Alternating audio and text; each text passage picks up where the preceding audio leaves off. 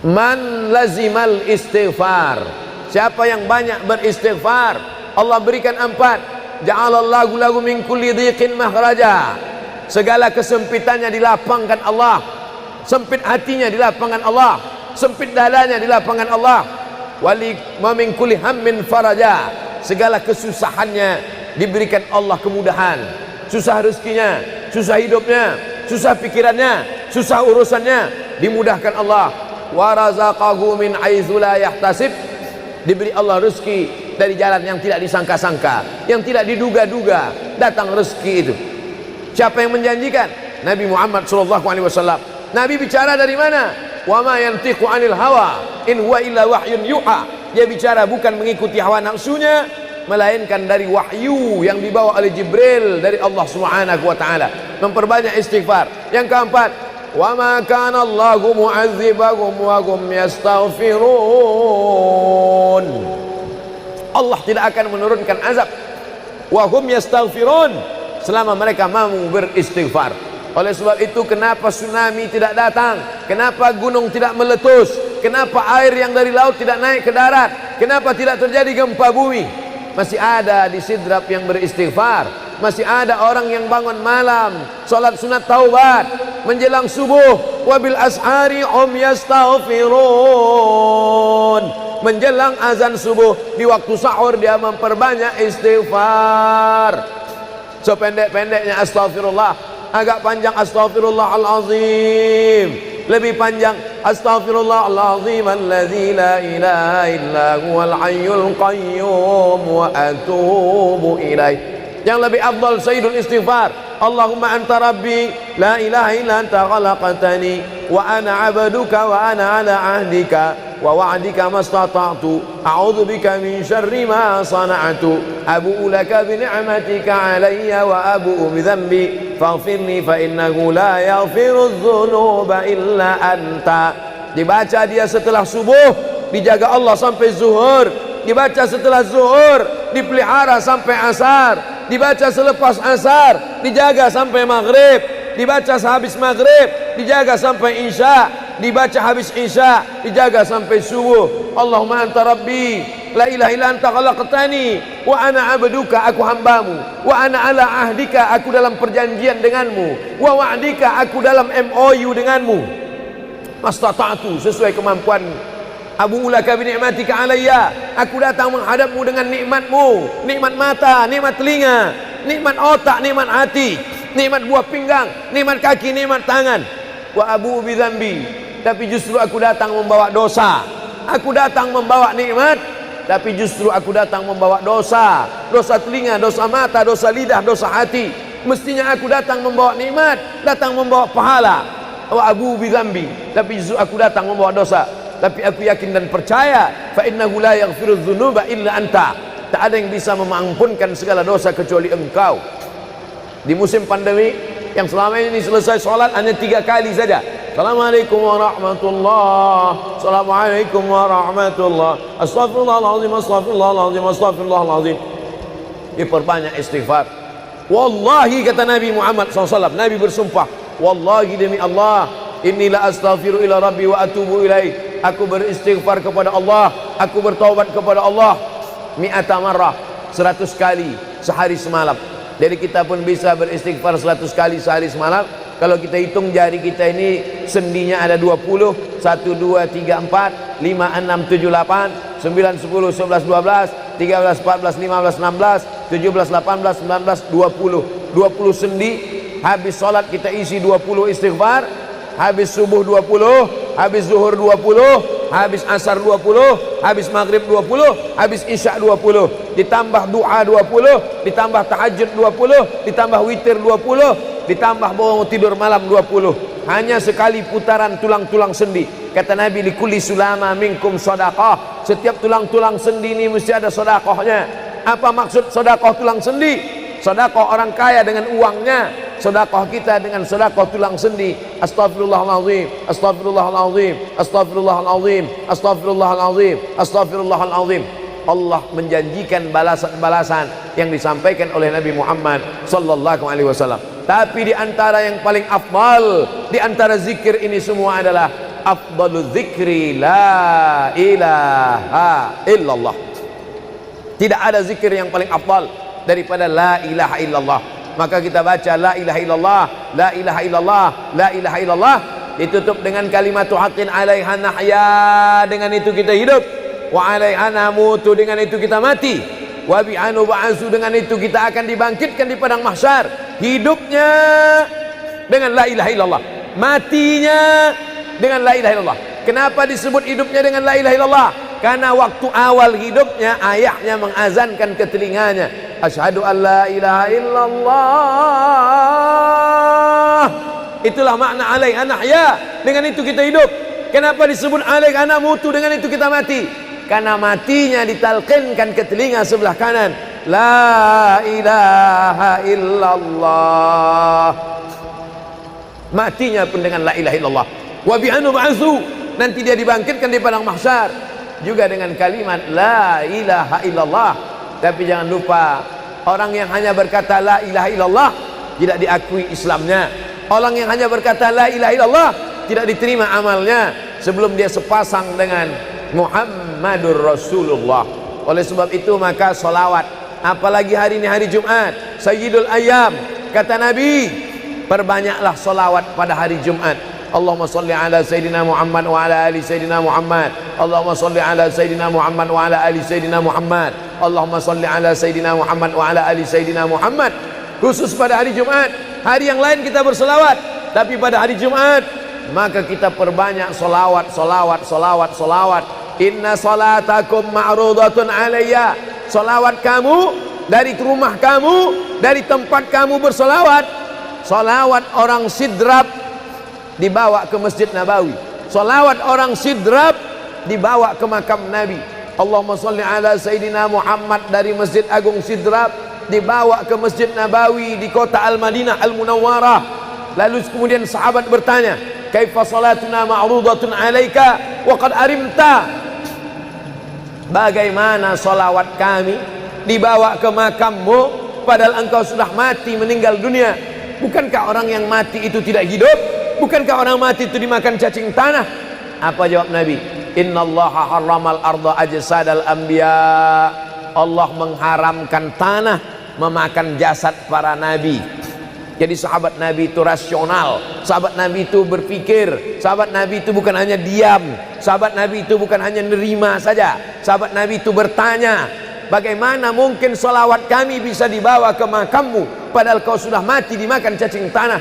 Nabi menjawab, innallaha harramal arda ajsadal anbiya. Allah mengharamkan tanah memakan jasad para nabi. Hari Jumat, pagi Jumat, petang Jumat, malam Jumat, memperbanyak salawat lebih daripada hari biasanya. Allahumma salli ala Sayyidina Muhammad wa ala ali Sayyidina Muhammad. Membaca surat Al-Kahfi. Man qara'a surat Al-Kahfi yaumal jumu'ati. Siapa yang membaca surat Al-Kahfi hari Jumat, pagi Jumat, siang Jumat, sore Jumat, malam Jumat, adha'a lahu min nur. Allah berikan dia cahaya, pencerahan, terang pandangannya, terang matanya, terang pikirannya, terang hatinya. Kalau sudah gelap, kita suntuk. Makanya anak kecil tidak boleh mati lampu. Kalau ada anak kecil malam mati lampu, nafasnya bisa sesak. Kenapa sesak? Sempit dadanya. Itu maknanya kalau Allah kasih kita terang cahaya karena membaca surat Al-Kahfi hari Jumat. Tapi jangan sampai menyuruh orang baca surat Al-Kahfi, ternyata yang ceramah ini belum baca surat Al-Kahfi. Bacalah surat Al-Kahfi. Ustaz sudah baca? Oh, saya ngajak aja. Enggak. Sebelum ceramah saya baca dulu.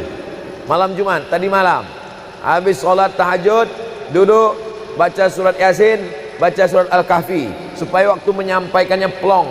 Karena kalau kita hanya menyuruh saja tidak mengamalkannya, terasa di dalam hati. Bacalah surat Al-Kahfi. Pembohong. Oleh sebab itu saya mengajak, tapi saya sudah baca duluan. Man qara'a surat Yasin lailatal Jum'ah. Siapa yang membaca surat Yasin malam, tidak hanya malam Jumat. Man qara'a Yasin fi lailatin, tak ada disebut malam Jumat. Siapa yang baca surat Yasin pada suatu malam, malam Senin, malam Selasa, malam Rabu, malam Kamis, malam Ahad, malam Jumat, ghufira lahu, asbaha maghfuran lah. Waktu subuh dia sudah diampunkan Allah. Adapun surat Al-Kahfi tadi malam, malam Jumat, pagi Jumat, siang Jumat, sore Jumat, sampai nanti sebelum matahari tenggelam. Dan dari sholat asar sampai matahari tenggelam, waktu mustajab untuk berdoa, didoakan segala kebaikan-kebaikan. Sayyidul Ayyam, induk dari segala hari.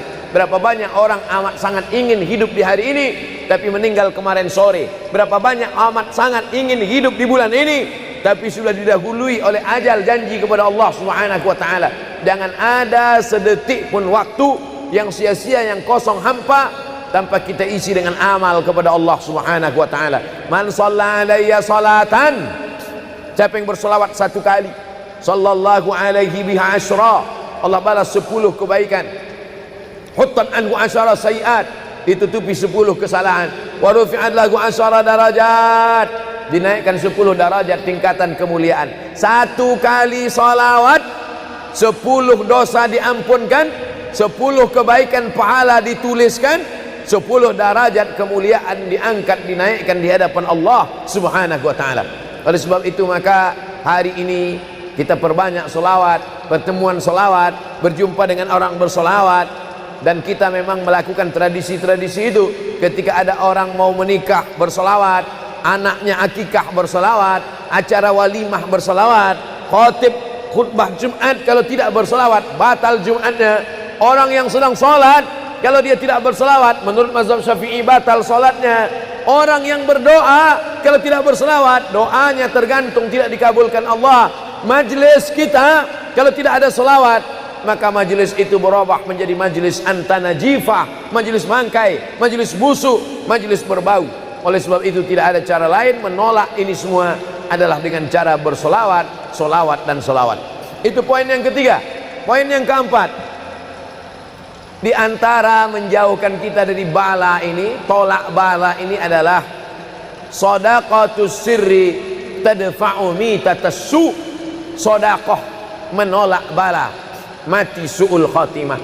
Makanya dulu kita ada istilah sodakoh tolak bala, sodakoh menolak musibah, sodakoh menolak bencana, sodakoh menolak wabah.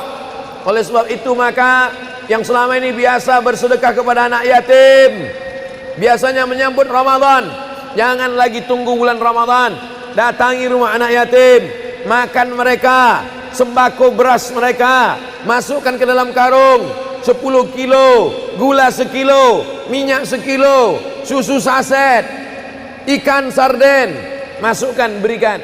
Ini dengan niat menolak segala musibah, segala bencana, segala wabah. Orang-orang yang mati itu kalau dia ditanya Allah Subhanahu wa ta'ala, hai mayit, hai orang yang mati, seandainya ku kasih kau hidup lagi, mau apa tidak? Mereka amat sangat ingin hidup. Apa kata mereka? Kami ingin hidup. Laula akhartani ila ajalin qarib, kasihlah kami hidup ya Allah qarib, sebentar, sekejap, semenit, sedetik saja. Kalau aku kasih kau hidup, kau mau apa? Kata Allah. Mereka menjawab, dalam Al-Quran diceritakan, laula akhartani ila ajalin qarib, kalau kau kasih aku hidup walaupun sedetik saja, fa as-saddaqa, aku mau bersedekah ya Allah. Kenapa orang mati itu tidak berkata, kasih aku hidup sedetik saja, aku mau haji dan umrah? Tidak ada. Kasih aku sedetik saja, aku mau pergi berjihad? Tidak. Kasih aku sedetik saja, aku mau sholat sepanjang malam? Tidak. Mereka mengatakan, fa'as-saddaqa, aku mau bersedekah. Mengapa orang mati itu kalau dihidupkan mau bersedekah? Dijawab oleh para ulama, karena haji dan umrah balasannya nanti setelah hisab masuk surga. Al-hajjul mabrur, haji yang mabrur, laisa lahu jaza illal jannah, balasannya surga. Tapi sedekah balasannya sudah didapatkan ketika dikubur. Begitu mati masuk kubur langsung dapat balasan sedekah. Itulah makanya kata Nabi, idza matal insan, kalau manusia mati, inqata'a, putus amalnya. Tapi ada yang tak putus, shadaqatun jariyah, sedekah yang mengalir.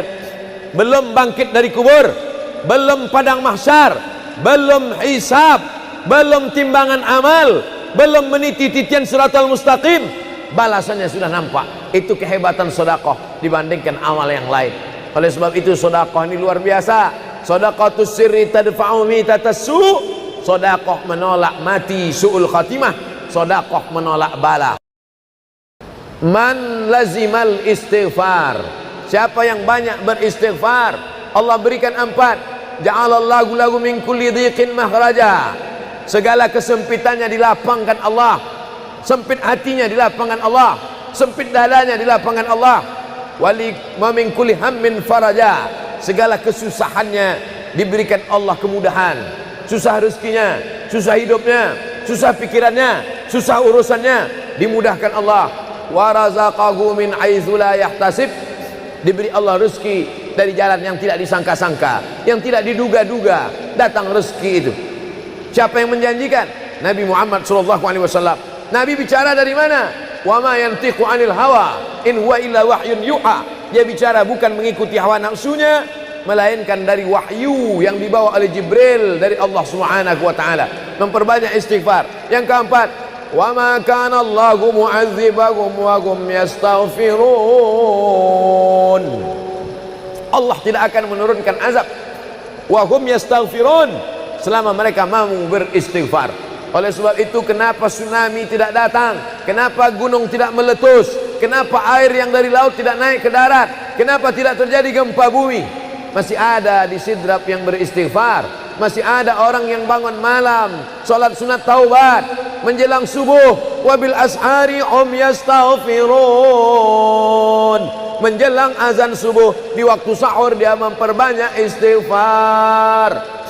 Sependek-pendeknya astaghfirullah, agak panjang astaghfirullahalazim, lebih panjang astaghfirullahalazim alladzi la ilaha illa huwal hayyul qayyum wa atubu ilaih. Yang lebih afdal sayyidul istighfar, Allahumma anta rabbi la ilaha illa anta khalaqtani wa ana 'abduka wa ana 'ala 'ahdika wa wa'dika mastata'tu a'udzu bika min syarri ma sana'tu abu'u laka bi ni'matika 'alayya wa abu'u bi dhanbi faghfirli fa innahu la yaghfiru dzunuba illa anta.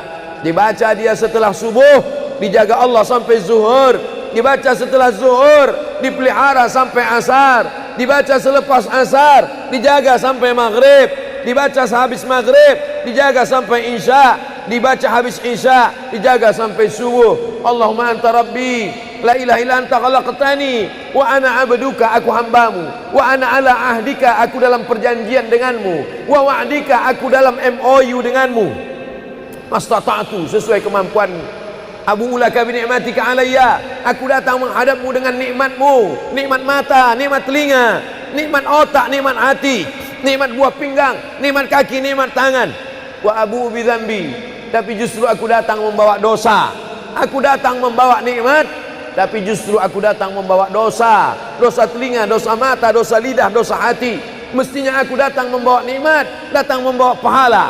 Wa abu bi dzambi, tapi justru aku datang membawa dosa. Tapi aku yakin dan percaya, fa innahu la yaghfiru dzunuba illa anta, tak ada yang bisa mengampunkan segala dosa kecuali engkau. Di musim pandemi yang selama ini selesai sholat hanya 3 kali saja. Assalamualaikum warahmatullahi, Assalamualaikum warahmatullahi, Astaghfirullahaladzim, Astaghfirullahaladzim, Astaghfirullahaladzim. Diperbanyak istighfar. Wallahi, kata Nabi Muhammad SAW, Nabi bersumpah, wallahi demi Allah, inilah astaghfiru ila rabbi wa atubu ilaih, aku beristighfar kepada Allah, aku bertaubat kepada Allah mi'ata marrah, 100 kali sehari semalam. Jadi kita pun bisa beristighfar 100 kali sehari semalam. Kalau kita hitung jari kita ini sendinya ada 20, 1, 2, 3, 4, 5, 6, 7, 8, 9, 10, 11, 12, 13, 14, 15, 16, 17, 18, 19, 20. 20 sendi. Habis sholat kita isi 20 istighfar, habis subuh 20, habis zuhur 20, habis asar 20, habis maghrib 20, habis isya 20, ditambah doa 20, ditambah tahajud 20, ditambah witir 20, ditambah bangun tidur malam 20. Hanya sekali putaran tulang-tulang sendi. Kata Nabi, likulli sulama minkum sedekah, setiap tulang-tulang sendi ini mesti ada sedekahnya. Apa maksud sedekah tulang sendi? Sedekah orang kaya dengan uangnya, sedekah kita dengan sedekah tulang sendi.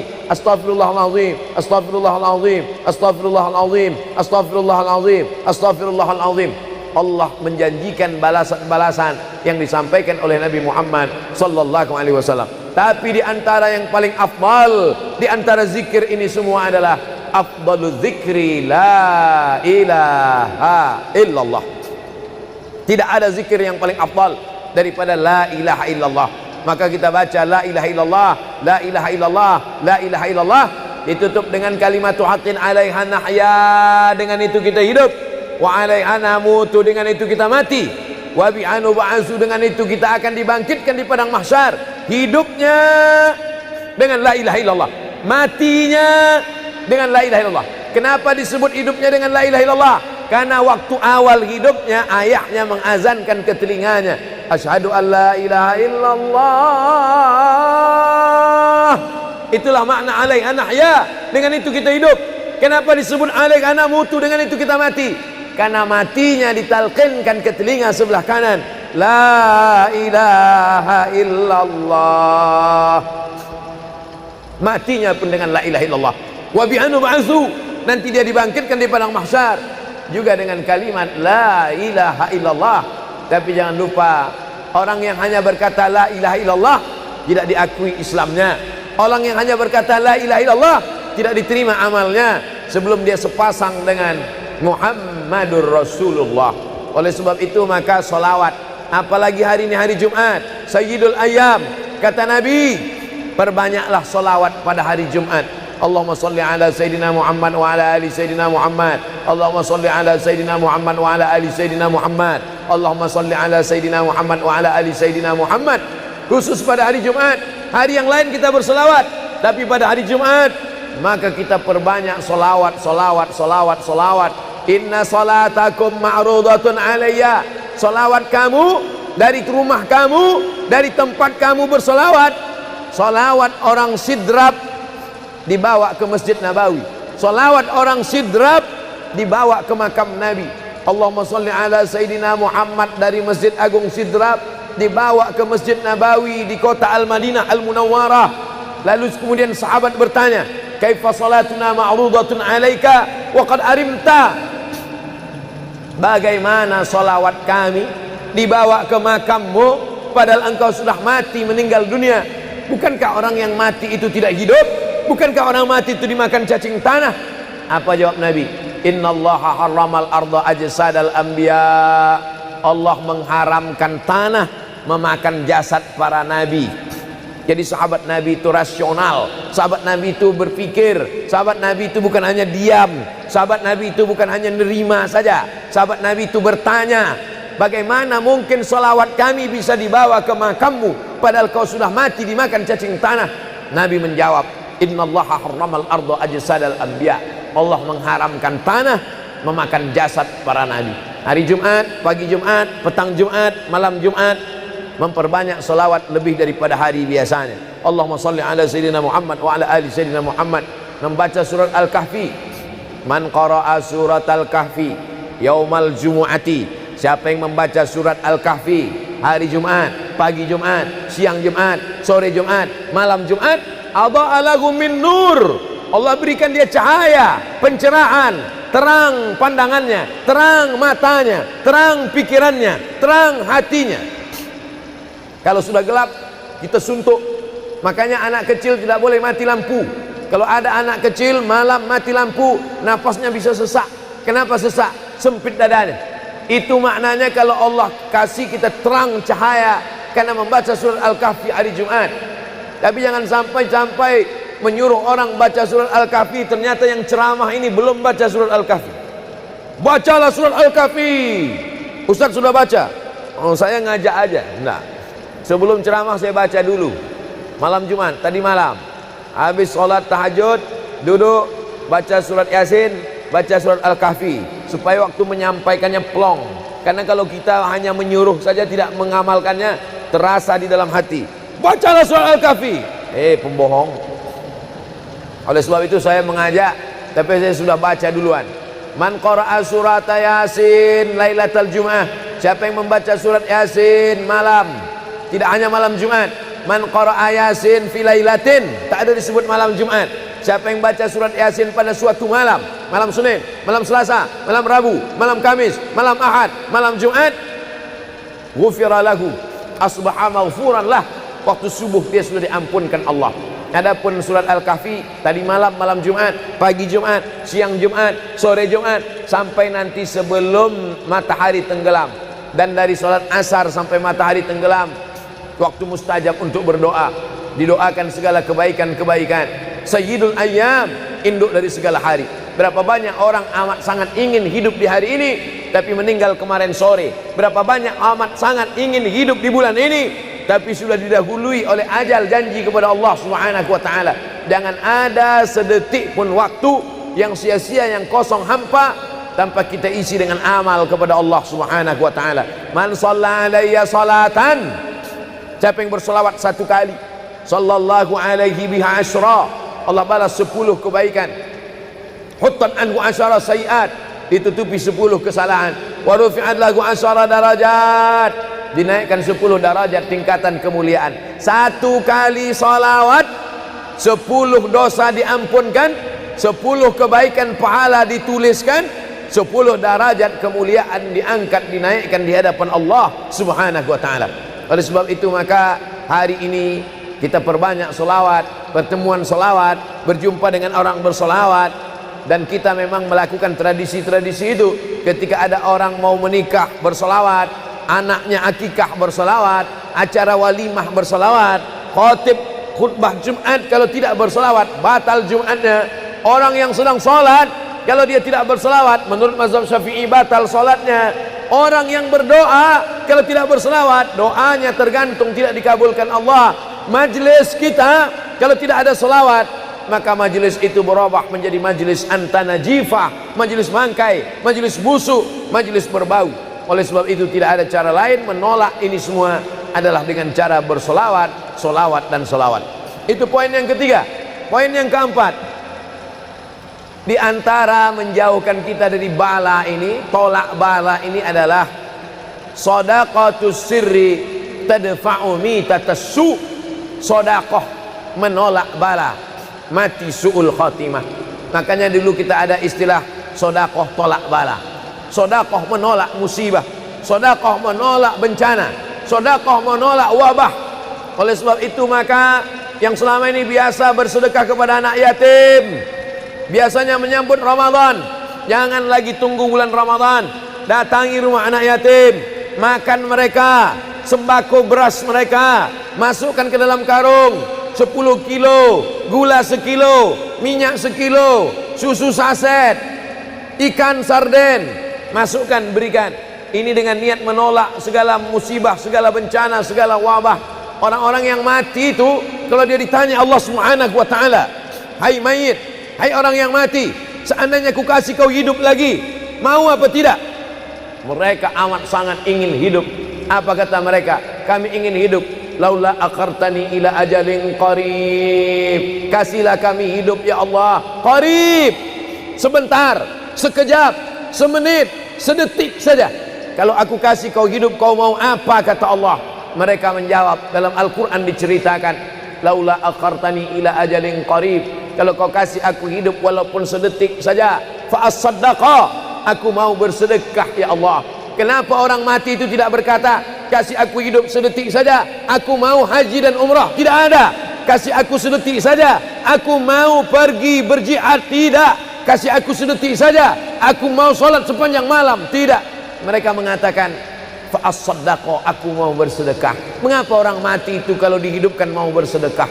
Dijawab oleh para ulama, karena haji dan umrah balasannya nanti setelah hisab masuk surga. Al-hajjul mabrur, haji yang mabrur, laisa lahu jaza illal jannah, balasannya surga. Tapi sedekah balasannya sudah didapatkan ketika dikubur. Begitu mati masuk kubur langsung dapat balasan sedekah. Itulah makanya kata Nabi, idza matal insan, kalau manusia mati, inqata'a, putus amalnya. Tapi ada yang tak putus, shadaqatun jariyah, sedekah yang mengalir. Belum bangkit dari kubur, belum padang mahsyar, belum hisab, belum timbangan amal, belum meniti titian siratal mustaqim, balasannya sudah nampak. Itu kehebatan sedekah dibandingkan amal yang lain. Oleh sebab itu sedekah ini luar biasa. Shadaqatus sirri tadfa'u mitatas su', sedekah menolak mati su'ul khatimah, sedekah menolak bala. Alhamdulillah, Allahumma salli ala Sayyidina Muhammad wa ala ali Sayyidina Muhammad. Kullu amrin zibalin, semua amal yang baik, walam yubda' bihamdillah, kalau tidak diawali dengan alhamdulillah, pujian kepada Allah, fahuwa aqta', maka amal itu putus. Makna putus, putus sampai di dunia saja, tak boleh dibawa sebagai bekal menghadap Allah. Maka kita ingin amal kita malam ini tidak putus, maka kita awali dengan alhamdulillahi rabbil alamin. Setiap majelis kalau tidak disebut namanya, maka majelis itu antanajifah, majelis yang busuk, majelis bau, majelis bangkai. Maka kita sebut namanya, Allahumma salli ala Sayyidina Muhammad wa ala ali Sayyidina Muhammad. Laisa minna, bukan golongan kami, kata Nabi SAW. Man lam yarham saghirana, sesiapa yang tidak sayang kepada budak anak kecil, walam ya'rif syarafa kabirina, tidak hormat kepada orang tua, maka dia tidak diperakui sebagai umat Nabi Muhammad SAW. Semua anak-anak muda-muda, belia-belia yang saya sayangi, para alim ulama, tuan-tuan guru, datuk-datuk, datin-datin, semua yang berhadir ini insyaallah dimuliakan Allah Subhanahu wa taala. Amin ya rabbal alamin. Tajuk kita malam ini 8 keutamaan orang yang bersedekah menurut Al-Qur'an dan sunnah Nabi Muhammad sallallahu alaihi wasallam. Keutamaan yang pertama, kalau orang mati itu ditanya, apakah kamu mau hidup lagi? Maka orang mati itu menjawab, tapi belum ada orang yang mati hidup lagi. Macam mana kita boleh tahu dia menjawab? Sebab diceritakan Allah dalam Al-Quran. Apa kata mereka? A'udzubillahi minasyaitonirrajim. Laula akhartani ila ajalin qarib, kalaulah kami yang sudah mati ini diberi masa lagi, ajal masa, qarib pendek, sikit, kejap. Kalaulah kami boleh dibagi masa hidup lagi walaupun sikit, walaupun kejap, apa yang ingin mereka lakukan? Fa as-saddaqa, kami ingin bersodaqah. Mereka tak ada kata, kalaulah kami boleh hidup lagi, kami ingin jihad, tak ada. Kalau boleh hidup lagi, kami ingin pergi haji, tak ada. Mereka katakan, fa as-saddaqa, kami ingin bersodaqah. Kenapa sodaqah? Kenapa bukan perang? Maka ulama membagi jawaban. Karena kalau haji itu balasannya nanti di surga. Wal hajjul mabrur laisa lahu jazaa'un illal jannah. Haji mabrur balasannya surga nanti selepas hari kiamat. Tapi kalau sedekah, balasan pahalanya diperolehi ketika di alam kubur. Itulah kenapa orang-orang yang mati itu ingin kalau hidup lagi, fa as-sadaqah, mereka ingin bersedekah. Sedekah, hampir semua kata-kata dalam bahasa Arab itu asalnya 3 huruf. Sadaqah. Sadaqah artinya benar. Sadaqallahul azim, maha benar Allah. Sadaqah artinya benar. Kalau memang benar betul iman kita, mana buktinya? Buktinya adalah dengan bersedekah. Itulah kenapa sedekah itu disebut dengan sedekah, tanda iman itu benar. Karena untuk menggerakkan lidah bercakap sangat mudah. Apa kata pepatah orang Melayu? Lidah tak bertulang, mudah saja menggerakkan. Asyhadu an la ilaha illallah wa asyhadu anna Muhammadar Rasulullah. Kalau memang benar betul cakap, mana buktinya? Buktinya adalah sedekah. Lelaki mengatakan saya cinta kepada kamu, senang saja nak mengatakan cinta, tapi apa bukti, proof, mana memang betul cinta? Maka dia mesti bagikan sedekah. Kalau yang tadi itu sedekah, kalau ini namanya sadaq. Sadaq artinya mahar. Mahar pernikahan lelaki dengan perempuan, aku nikahkan engkau dengan anak saya dengan memberikan cincin emas dan gelang rantai tunai. Itulah dia sadaq, tanda bukti cinta dia kepada seorang perempuan. Sadaqah, benar. As-sidqu, sidik, benar. As-siddiq, orang yang benar.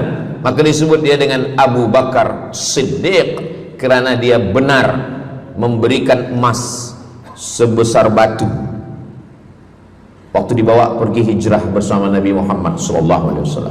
Maka dia disebut dengan Siddiq karena dia benar imannya dengan memberikan sedekah. Tapi ada makna siddiq yang lain. Ketika yang lain mendustakan Nabi, tak percaya kepada Isra Mi'raj, dialah orang yang percaya, maka disebut dia dengan Siddiq.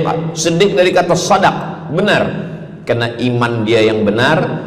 Mana bukti, proof bahwa iman dia benar? Dia bersedekah, membagikan emasnya sebesar batu.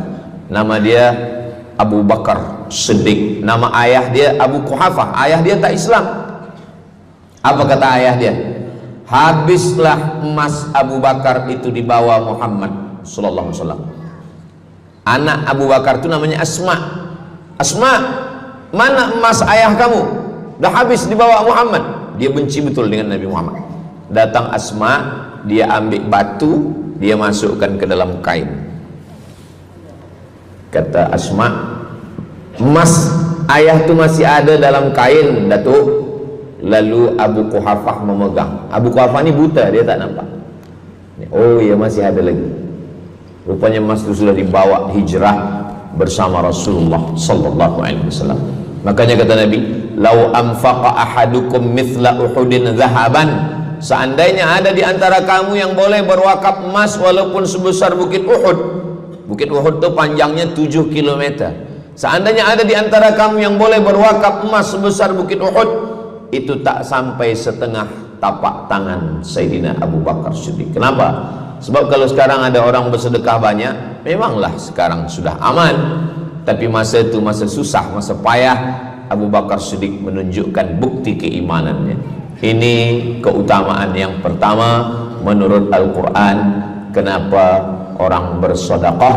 Karena orang-orang mati, kalau dia boleh bagi tambah umur hidup lagi, mereka berkata, fa'as-saddaqa, kami ingin bersedekah. Itu yang pertama. Yang kedua, sampai berapa nih? Sampai 8. Tadi saya dibagi tahu Ustadz sampai 8. Atau tak pun sampai 8, kalau dah habis 60 menit habis. Yang kedua, idzas sama'un fatarat, langit terbelah. Wa idzal kawakibun tasarat, planet bertembung, berjatuhan. Wa idzal biharu fujirat, lautan diletupkan, tsunami namanya. Wa idzal qubur bu'athirat, semua yang dikubur dibangkitkan. Selepas itu kita pun bangkit dari kubur. Innama amruhu idza arada syai'an ayyaqula lahu kun fayakun. Bila kita bangkit, tak ada atap, tak ada dinding, tak ada pokok kayu, semua gunung-gunung macam bulu kambing dihembus angin. Wa takunul jibalu kal ihnil manfush, macam bulu kambing dihembus angin. Di mana kita bernaung? Di mana kita berlindung? Kata Nabi sallallahu alaihi wasallam. Ini yang kedua. Kullu mri'in tahta zilli sadaqatihi, orang akan bernaung di bawah sedekah. Bukan bernaung di bawah haji, bukan bernaung di bawah sembahyang, bukan bernaung di bawah puasa, tapi tempat bernaung atap adalah sedekah. Tapi jangan sebab kita kaji sedekah malam ni, esok subuh tak sembahyang. Awak tak sembahyang, kita bernaung di bawah sedekah. Betul, memang bernaung di bawah sedekah, tapi tiangnya sembahyang. As-salatu imaduddin, sembahyang, salat itu adalah tiang daripada agama. Maka tempat kita berlindung, tempat kita bernaung nanti adalah sedekah. Ada yang tenggelam kerana peluh saking panasnya, ada yang tenggelam kerana peluh sampai ke lutut, ada sampai ke pinggang, ada sampai ke leher, ada yang tenggelam habis. Tapi ada orang yang merasa sejuk, selesa. Kenapa? Kullu mri'in tahta zilli sadaqatihi, orang akan bernaung di bawah sedekah. Orang-orang yang membina masjid, macam mana mahalnya masjid, jutaan ringgit, maka ketika dia mati menghadap Allah Subhanahu wa taala, semua kepanasan, semua terik matahari sejengkal dari ubun-ubun kepala, tapi ada orang yang tahta zilli sadaqatihi, dia akan bernaung di bawah sedekah. Mudah-mudahan panjang umur, Allah bagi kita rezeki supaya kita boleh bernaung di bawah sedekah kita nanti insyaallah. Kita masa siang 12 jam, malam 12 jam, tapi di akhirat nanti 50 alfasanah, 50.000 tahun, belum tentu lagi diputuskan di pengadilan Allah Subhanahu wa taala. Datang orang menghadap Nabi Adam, wahai Adam, kami sudah kepanasan, kami tak tahan di padang mahsyar ini. Kata Nabi Adam, saya malu menghadap Allah. Dulu kata Allah, la taqraba hadhihi syajarah, jangan dekati pokok kuldi, fatakuna minaz zalimin, nanti engkau jadi orang zalim. Fa azallahuma syaitan, tapi digoda syaitan. Lalu kemudian Nabi Adam bertaubat. Doa yang paling tua doa Nabi Adam, Rabbana zalamna anfusana wa illam taghfir lana wa tarhamna lanakunanna minal khasirin. Datang mereka menghadap kepada Nabi Nuh. Cepatlah Nabi Nuh menghadap kepada Allah supaya diputuskan mahkamah ini. Kata Nabi Nuh, saya malu menghadap Allah. Anak saya Kan'an, masa saya panggil, ya bunayya, wahai anak saya Kan'an, irkam ma'ana, ayo mari naik ke atas perahu sampan ayah. Apa kata Kan'an? Sa'awi ila jabali ya'simuni minal ma, saya naik sampan, saya naik ke atas bukit, saya akan selamat. Rupa-rupanya hujan 40 hari 40 malam, tenggelam. Kita belum lagi 40 hari 40 malam, baru 2 hari buaya dah naik ke jalan. Macam mana 40 hari 40 malam?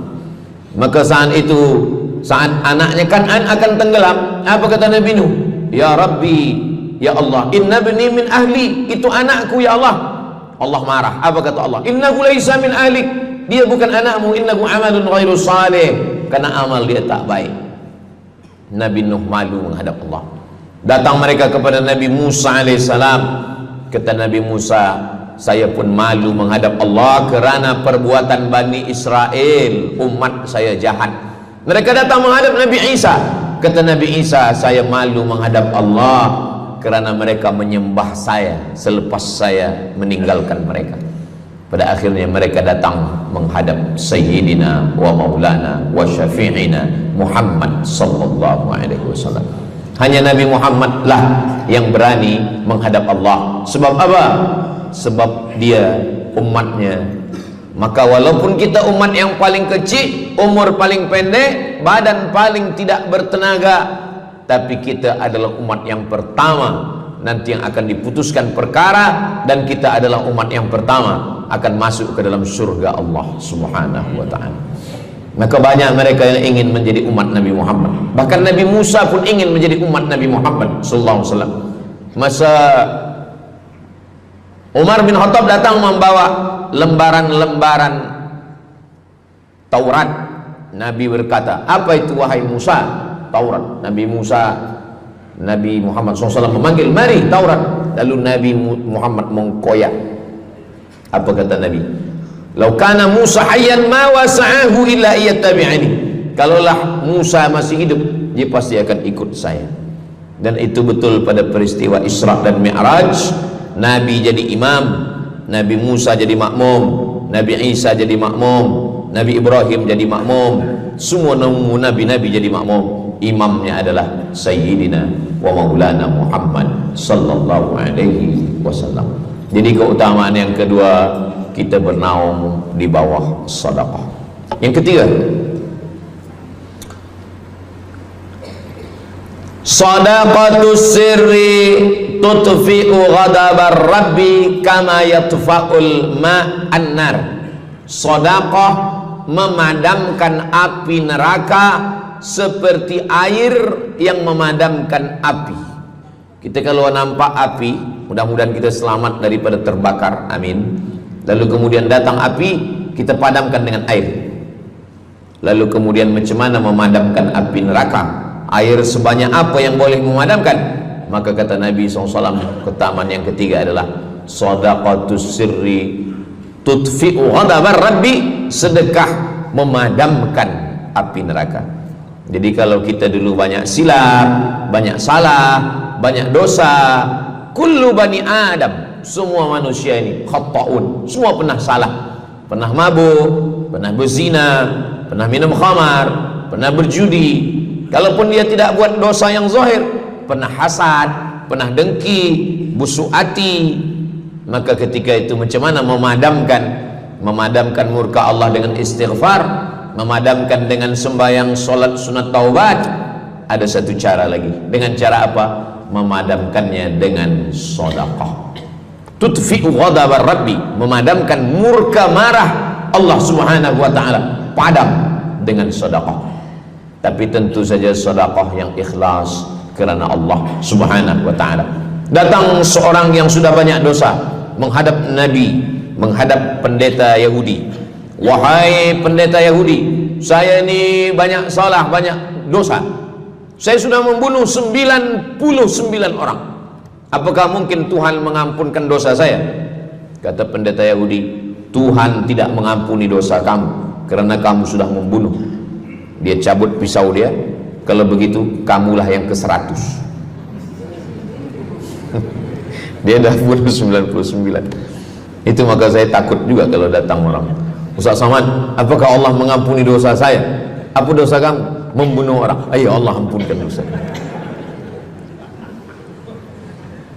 Faqtulu anfusakum, bunuhlah diri kamu. Surat Al-Baqarah. Bunuhlah diri kamu. Fataba alaikum, Allah menerima taubat kamu dengan membunuh diri. Sebab Bani Israel minta ampun kepada Allah bukan dengan istighfar, minta ampun kepada Allah bukan dengan sembahyang taubat. Bani Israel kalau dia minta ampun kepada Allah dulu zaman Nabi Musa, dia ambil pedang, dia ambil parang panjang, dia cari orang yang sama-sama berdosa. Saya ada dosa, saya cari tuan-tuan yang ada dosa. Tuan ada dosa? Ada. Kita nak bertaubat? Ya, ayo kita. Nanti kita sama-sama cincang. Nanti tuan cincang saya cincang tuan. Kita sama-sama mati, baru Allah ampunkan dosa. Faqtulu anfusakum, bunuhlah diri kamu. Fataba alaikum, Allah menerima taubat kamu. Tapi syariat Nabi Muhammad sallallahu alaihi wasallam, ma min muslimin yuznibu dzamban, kalau ada yang silap khilaf salah, summa yatatahhar, mandi taubat. Apalagi kita di Bandar Seri Begawan, bila tadi pesawat terbang nak landing turun, nampak cantik laut keliling. Jadi siapa nak mandi taubat, pergi ke laut. Kalau sampai ke tengah laut, bukan cuma dosa hilang, orangnya hilang sekali. Aku mandi taubat, saya mandi taubat. Selepas mandi taubat, tak boleh mandi taubat, wudu. Tak boleh wudu, tayamum. Selepas itu sembahyang sunat taubat, usolli sunnatat taubat raka'ataini lillahi ta'ala. Dosanya perlu sebut, jangan sebut. Ada seorang lelaki, maaf, nafsu dia tinggi. Lalu di jalan dia nampak perempuan. Selepas itu maaf, dia cium. Selepas itu dia datang ke Nabi, dia mengadu, ya Rasulullah, tadi saya melakukan begini-begini. Tegak Umar bin Khattab, Allah sudah tutupi, kenapa kamu bukakan di hadapan orang ramai? Allah mengampuni manusia kecuali al-mujahirun. Al-mujahirun menampakkan dosanya dan bangga dengan dosanya. Ini orang akhir zaman ini sekarang banyak mujahirun. Dia mabuk, dia live streaming. Hai guys, dah mabuk ke malam ni? Ini al-mujahirun. Maka ulil amri mesti ambil hukum. Tapi orang yang pernah berdosa, pernah silap, pernah salah, jangan cerita lagi, tutup. Suami-suami kalau bertobat kepada Allah, mengadu kepada Allah, cukup. Jangan cerita ke istri. Allah menerima, istri tak terima. Jadi taubat cukup kepada Allah Subhanahu wa taala, mengadu dah. Bangkit tahajud malam minta kepada Allah. Jangan suara kuat-kuat. Cukup. Sebab tidak semua kejujuran boleh diterima orang lain. Tak semua perempuan boleh menerima kejujuran. Sakit hati dia. Allah Subhanahu wa taala Maha Pengampun. Selepas itu kemudian wa asbi'is sayyi'atal hasanata, dosa-dosa silap khilaf masa lalu bagaimana menutupinya? Hasanata, perbuatan baik. sembahyang baik, sholat baik, tapi ada yang paling baik. Apa dia? Shadaqatus sirri, memperbanyak sedekah, sedekah, sedekah, memadamkan murka Allah seperti api dipadamkan oleh air. Marah itu adalah kobaran dari api neraka. Bila kita sedang marah, itu adalah api neraka lahab. Lahab itu artinya berkobar. Lahab pakai ba, lahab. Sebab saya pernah juga lalu di satu jalan, ada rumah makan, restoran Abu Lahab, pakai P, lahab, mungkin lahab, makan lahab. Allah Subhanahu wa taala memadamkan murkanya. Inna rahmati sabaqat ghadabi, rahmatku lebih cepat daripada murkaku. Memang Allah marah, tapi ketika dia berbagi kepada orang lain, dia tutupi dosanya di masa yang lalu. Syarat taubat 3. Yang pertama, an-nadamu fil qalbi, menyesal dalam hati. Yang kedua, al-iqraru bil lisani, nyatakan dengan lisan, astaghfirullahalazim. Yang ketiga, al-itmaru alla ya'uda ilaihi abadan, tekad saya tidak akan buat lagi sampai mati. Namanya taubat nasuha. Nasuha, 3 huruf. Nasoha artinya menyaring madu. Datang orang memanjat pokok kayu, dia ambil parang panjang, dia potong sarang lebah jatuh ke bawah, disaring dengan kain tipis, lalu kemudian tersangkut di atas kain. Lilinnya tersangkut, lebahnya tersangkut, anak lebah tersangkut, rantingnya tersangkut, dahannya tersangkut, maka keluarlah madu. Itu bahasa Arabnya namanya nasuha. Apa makna nasuha? Menyaring dosa-dosa sehingga yang tinggal hanya amal soleh, yang sampah-sampah tersangkut. Sekarang susah nak minum madu yang asli, banyak palsu. Macam mana Ustaz, saya ni suka spesial minum madu, apa tanda madu ni asli? Bawa pulang ke rumah, kalau istri marah itu asli.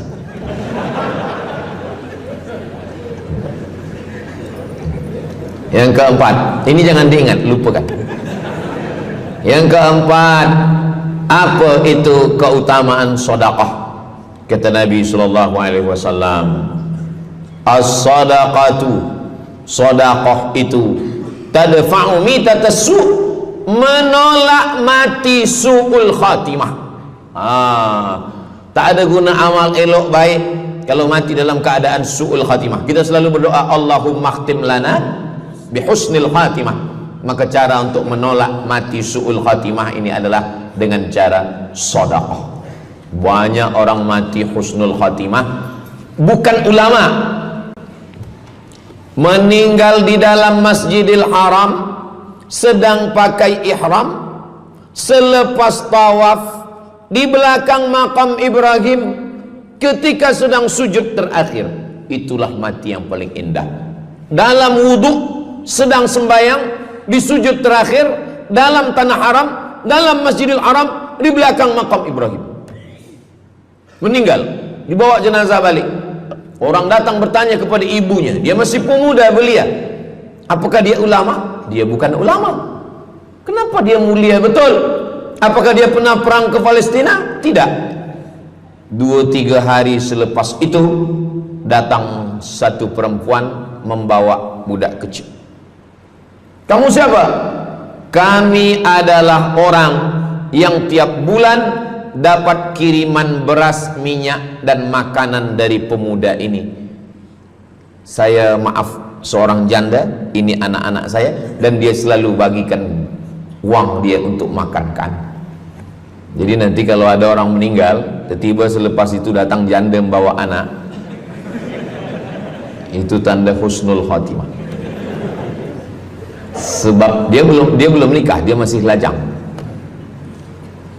Allah menunjukkan bahwa kalau engkau berbuat sedekah, maka Allah Subhanahu wa taala memberikan keutamaan husnul khatimah. Bukan setakat diselamatkan dari su'ul khatimah, tapi mendapatkan husnul khatimah. Ada seorang dari Maghribi, dari Maroko, Mesir, Libya, Tunisia, Algeria, Maghribi. Orang Maghribi ini bermimpi. Dalam mimpinya dia berjumpa dengan Nabi Muhammad SAW. Kata Nabi, engkau pergi ke Saudi Arabia, cari di kampung ini, nanti engkau jumpai seorang pemuda, sampaikan salamku kepada dia, katakan dia penghuni surga. Malam pertama mimpi, iya ke? Tidak ke? Jangan-jangan syaitan. Tak betul. Malam kedua mimpinya sama. Engkau pergi ke Saudi Arabia, datangi kampung ini, jumpai seorang pemuda namanya si fulan, bagi tahu ke dia, salamku untuk dia, sampaikan kepada dia bahwa dia penghuni surga. Nah, 2 kali. Ini udah agak kuat. Tunggu 3 kali, sampai 3 malam mimpinya sama. Akhirnya orang Maghrib ini terbang dari Casablanca sampai ke Jeddah. Dari Jeddah dia cari kampung yang disebut dalam mimpi. Sampai itu dia cari pemuda. Adakah di kampung ini seorang pemuda namanya si fulan? Betul. Dia tengok, biasa saja. Bukan ulama, bukan macam Musa Abdul Somad. Tak mungkin mimpi salah 3 kali betul-betul. Lalu disampaikan kepada dia, fulan, saya 3 malam bermimpi Rasul SAW menyampaikan salam kepada engkau. Assalamualaikum. Kata Nabi, engkau adalah penghuni surga. Dia pun terkejut. Saya bukan ulama, saya orang biasa. Apa amal kamu? Sembahyang saya biasa saja, puasa sunat saya biasa saja. Hanya saja saya tak pernah menyimpan hasad dendam, dan saya selalu membagikan uang kepada fakir miskin, anak yatim dan du'afa. Selepas mendapatkan itu dia pun menangis, dia pun bersedih karena dia merasa dia tak layak dicintai, karena dia merasa banyak silap, banyak salah. Rupanya rahmat Allah itu turun bukan kepada orang yang alim tapi sombong, bukan kepada orang yang kaya tapi takbur, tapi kepada orang yang hatinya hancur berkeping karena takut kepada Allah Subhanahu wa ta'ala. Selepas itu dia pun meninggal dalam keadaan husnul khatimah setelah mendapatkan janji dari Rasulullah sallallahu alaihi wasallam. Apa maknanya? Bahwa kalau kita tak boleh sembahyang sampai tegak lutut bengkak, kalau kita tak tergolong orang yang rajin puasa sunat berhari-hari, kalau kita bukan orang yang kuat berjihad fisabilillah, maka carilah satu pintu. Pintu itu bernama babus sedekah. Karena banyak yang sudah melaluinya dan mereka dimuliakan Allah, diselamatkan daripada su'ul khatimah. Yang ke berapa? Kelima. Saya sebetulnya ingat, saya nak cuba aja. Kalau jamaah masih ingat, itu maknanya mereka masih konsen lagi, masih sedar. Kalau dah terserah Ustaz lah nama berapa, kami pun dah nak balik ke dalam. Yang kelima, dawu mardakum bis sadaqah. Yang kelima, dawu mardakum bis sadaqah. Obati orang yang sakit di antara kamu dengan sedekah. Datang seorang lelaki yang lututnya bernanah menemui Imam Abdurrahman ibnu Mahdi. Wahai Imam Abdurrahman bin Mahdi, lutut saya ni bernanah tak sihat-sihat. Kata Imam Abdurrahman bin Mahdi, saya ingat satu hadis Rasulullah, dawu mardakum bis sadaqah. Cuba engkau cari kampung yang di kampung itu tak ada air, kamu buat perigi. Perigi, di kampung saya namanya perigi.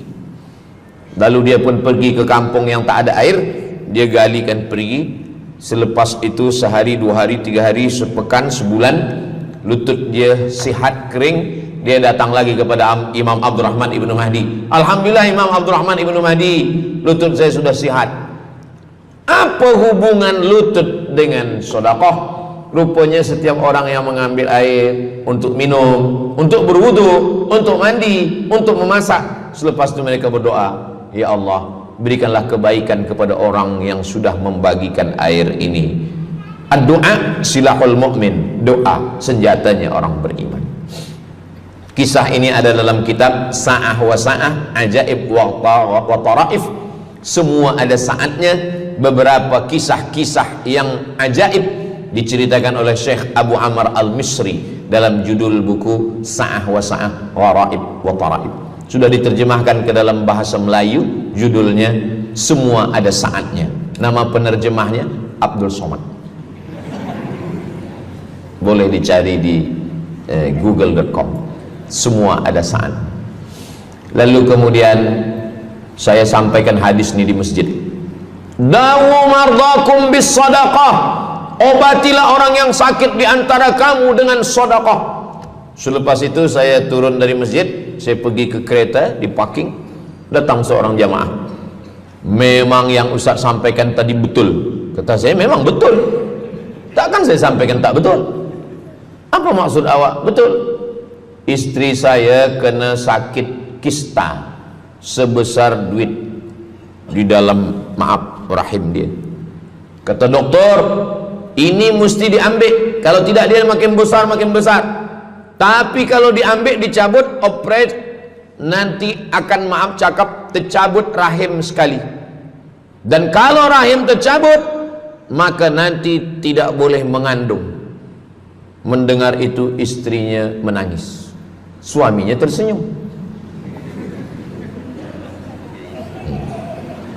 Yang senyum budak kecil pula.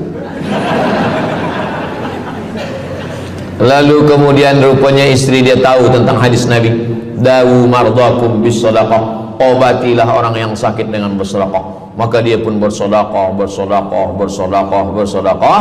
Selepas itu mereka pergi lagi medical check up ke hospital. Sampai di hospital dicek USG, rupanya kista itu makin kecil, kecil, kecil, kecil dan hilang. Doktor tu pula bertanya balik, awak makan apa? Saya makan nasi, kata dia. Minum apa? Minum teh tarik. Saya amalkan hadis Nabi Muhammad SAW, dawu mardakum bis sadaqah. Kata doktor, awak tak perlu operate dan ini tidak perlu dibelah, dan rahim awak masih boleh mengandung. Istrinya tersenyum, lakinya pula menangis. Begitulah Allah Subhanahu wa taala. Syekh Abu Amr Al-Misri bercerita tentang seorang perempuan di Saudi Arabia. Dia pergi ke Amerika. Kata doktor di Amerika, kamu sudah balik ke rumah, makan kenyang, tidur lelap. Nanti kalau puan-tuan pergi hospital, lalu dokter bercakap, balik ke rumah, makan kenyang, tidur lelap, itu maknanya malaikat maut dah dekat, tak ada obat. Maka dia pun balik ke Saudi Arabia, dia ambil harta dia, dia sedekah, dia sedekah, dia sedekah, dia sisa dia bagikan baki sikit untuk ahli waris. Selepas itu last kali dia pergi lagi ke Amerika, last medical check up. Apa kata doktor di Amerika? Kami sudah cek, kamu sihat wal afiat. Banyak sekali orang-orang yang diberikan Allah Subhanahu wa taala keutamaan dengan sedekah, mukjizat bahwa Nabi SAW sudah meninggal dunia, tapi mukjizatnya masih ada sampai akhir zaman ini. Di antaranya adalah dawu mardakum bis sadaqah, obatilah orang yang sakit di antara kamu dengan bersedekah. Yang ketujuh, yatsba'ul mayyita salasun, yang mengiringi mayat orang mati ke liang lahat ada tiga. Yang pertama mal, bahasa Arabnya mal, orang kita menyebut mall, harta. Yang mengiringi manusia ke liang lahat, yang pertama malu, harta. Yang kedua ahluhu, istri, anak, menantu, kawan, jiran, sahabat. Yarji'usnani, yang dua ni balik ke rumah, anak balik, istri balik, kereta balik, semua balik. Wa yabqa wahidun, yang kekal hanya satu. Apa dia?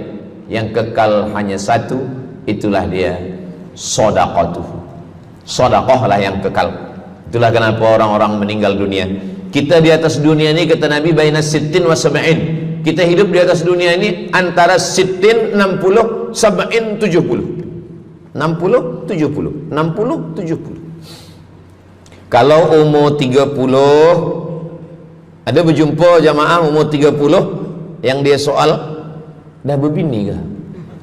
Nabi ni belum. Oh. Awak dah menikah? Belum. Apa belum nikah lagi? Kejap lagi Ramadan. Takkan jaga subuh? Macam mana nak sembahyang? Macam mana nak sahur? 30. Bila 40, soalan sudah berubah. Saya ni diabetes, saya ni kolesterol, saya ni. Bila masuk 50, dah mula tanya, saya ni rabun, tak nampak lagi. Bini pun kadang tak nampak. Bini orang nampak. Bila 60, mendengar tazkirah Ustaz Somad, kunci satu, jangan tersinggung. Ada beberapa jamaah tersinggung, balik meninggal. Bukan kerana tersinggung, memang ajal dah sampai. Jadi Ustaz umur berapa? Saya lahir 18 hari bulan Mei 1977. Umur rasa 27. Umur ini bukan masalah angka, tapi masalah rasa. Semua yang hadir uban, semua yang hadir banyak uban, semua yang hadir malam ini muda. Mana muda lagi Ustaz? Kami dah tua. Ini bukan orang tua, ini orang tua yang terjebak di tubuh pemuda. Ini semua pemuda-pemuda. Siapapun yang sembahyang ke masjid, siapapun yang berjamaah, maka dia muda. Siapapun yang tidur di rumah tak sembahyang, dia sudah tua. Lautan kan kuseberangi, gunung kan kudaki, masjid kulalui. Ini orang tua semua. Jadi tua dan muda itu bukan masalah usia, bukan masalah umur, tapi masalah perasaan kita. Saya kalau ditanya orang, umur Ustaz berapa? Qamariyah apa Syamsiah? Muharram Safar apa Januari Februari? Jadi masalah umur ini, insya Allah kita semua dibagi Allah kesihatan. Amin ya rabbal alamin. Yang sakit-sakit diangkat Allah penyakitnya. Amin. Jadi kata Nabi SAW, semuanya tinggal. Wa yabqa wahidun, yang tinggal hanya satu. Wa amaluhu, di antara amal adalah sedekah. Itu yang ketujuh. Nabi meninggal umur 63 tahun. Abu Bakar Siddiq 63 tahun. Imam Syafi'i lahir 150, meninggal 204. Imam Syafi'i lahir di Gaza, Palestina. Semoga Allah menolong saudara kita di Palestina. Imam Syafi'i lahir di Palestina, di Gaza 150 Hijrah. Meninggal di Fustat, Kahirah, Mesir 204. Imam Syafi'i umurnya hanya 54 tahun. 50, muda. Tapi Imam Syafi'i berada di alam barzah 204, sekarang sudah 1447, 1447 tahun. Apa maknanya? Berarti Imam Syafi'i di alam kubur sudah 1200 tahun. Soalan, lebih lama di atas tanah atau di dalam tanah? Lebih lama di alam barzah. Di alam rahim 9 bulan 10 hari. Di alam dunia 63 tahun. Kalau sampai di alam kubur menunggu hari kiamat. Imam Syafi'i sudah 1200 tahun. Tapi setiap detik, setiap menit, setiap jam, dari maghribi sampai ke Nusantara, semua orang menyebut nama Syafi'i, Syafi'i, Syafi'i, Syafi'i. Setiap kampung ada nama orang Syafi'i, setiap kawasan ada nama orang Syafi'i. Begitulah mulianya Imam Syafi'i. Kita, seandainya kita mati, berapa lama lagi kita di alam barzah? Dulu ada yang mengatakan kiamat 2012, rupanya tak jadi. Kan ada filmnya, kiamat 2012, Steven Spielberg. Tak jadi. Yas'alunaka 'anis sa'ati ayyana mursaha. Mereka bertanya kepadamu tentang hari kiamat. Qul, katakan, la ya'lamuha illa, yang tahu hanya Allah Subhanahu wa ta'ala. Pikirkan, kalau kita mati, apa yang akan mengalir? Rumah kita dijual anak kita, dibagi-bagi kepada ahli waris. Kereta kita dijual semuanya. Tapi orang yang membina masjid di Brunei Darussalam, masjid dah cantik-cantik, besar-besar, elok-elok. Tadi kami cerita tentang Muslim yang ada di Kamboja, yang ada di Vietnam, yang ada di Myanmar, kesusahan, kepayahan, yang ada di Palestin. Itu kalau kita tolong, mengalir sampai hari kiamat. Kita fikirkan apa yang akan mengalir selepas kita mati menghadap Allah Subhanahu wa ta'ala. Di antara yang pasti mengalir, anak belum tentu. Waktu kita hidup dia soleh, selepas kita mati dia stres. Na'udzubillah. Mudah-mudahan anak-anak kita semua anak-anak yang soleh-soleh. Tapi yang pasti adalah sedekah. Maka kita siapkan sedekah menolong agama Allah Subhanahu wa ta'ala. Yang ke-8, kata Nabi sallallahu alaihi wasallam, idza matal insan, hadisnya ada dalam Sahih Muslim. Idza matal insan, ada orang yang membaca hadis ini idza mata ibnu Adam. Idza mata ibnu Adam itu terjemah, bukan bunyi teks. Bunyi teksnya idza matal insan, kalau manusia mati, inqata'a, putus. Tapi banyak yang salah faham tentang hadis nih. Kamu malam ini tak ada buat kenduri orang mati, tak ada baca doa, tak ada baca yasin, tak ada baca tahlil. Idza matal ibnu Adam, kalau manusia sudah mati, putus. Jangan kirim-kirim doa lagi. Banyaklah soalan ke saya, Ustaz Abdul Somad, ya, macam mana kalau orang sudah mati tak ada anak, lalu siapa yang mendoakan dia?